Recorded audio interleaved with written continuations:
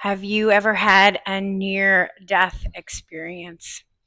I personally have not had a near-death experience as of yet.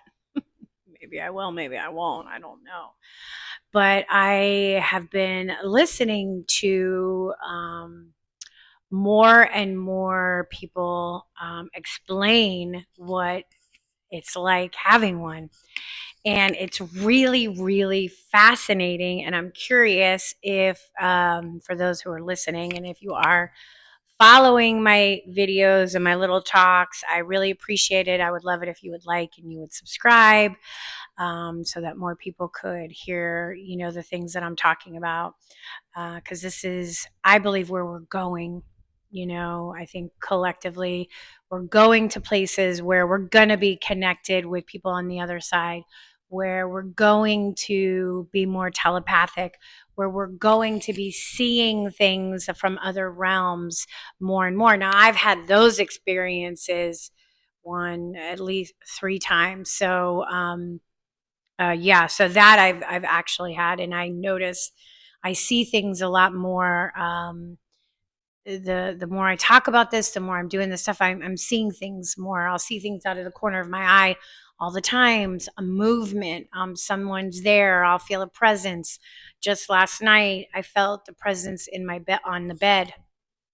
And I wasn't scared because it didn't feel ominous. It felt like a good, kind presence, like a more ethereal. But I felt it. I felt the bed move. I felt it. So talking about the reason I'm saying near-death experiences is because listening to people talk about them, right? And then they come back and they share what they witnessed, what they experienced.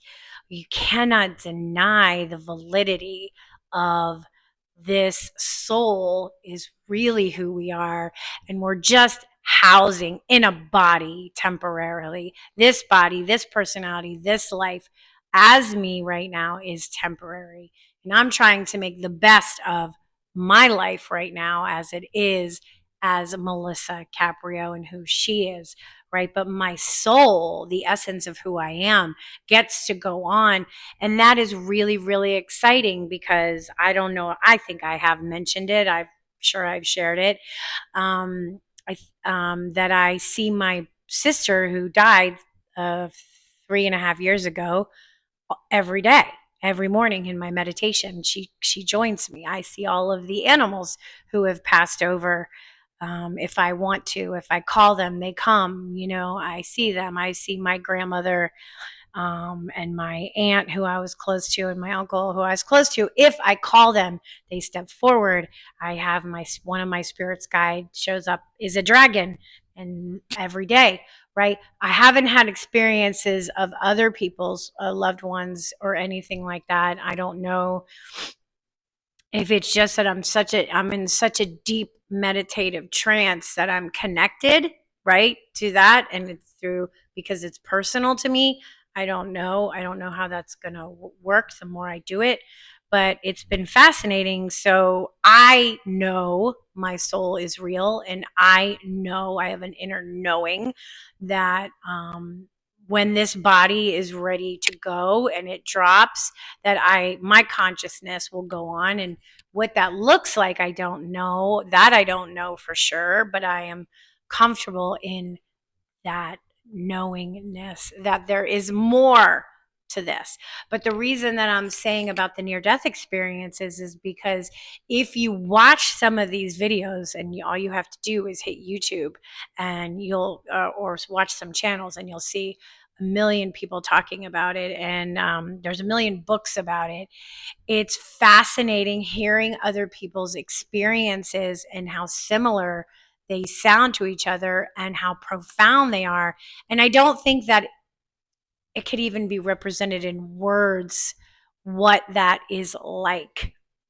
Imagine that it is so much greater than what our eyes, ears, smell, taste, touch could be like, right? When we're in that other realm, that higher frequency of love and light. From what I've heard people describe that there's colors in the spectrum that we don't even have never seen. I mean, just think about going to Home Depot, picking out paint, and there's a zillion colors, and there's colors that we haven't even seen. That to me is incredible. Sounds that are so beautiful that you feel it in such a deep level, the sense of unconditional love. Because I don't think that any of us really know what unconditional love feels like, right? Right? We're loved because we fit the box in somebody else's life, right? If we change that, are we still loved by them? I don't know. So I think only the spirit knows what it feels like to have that unconditional love. That's why so many of them have said things like, well, I don't want to go back.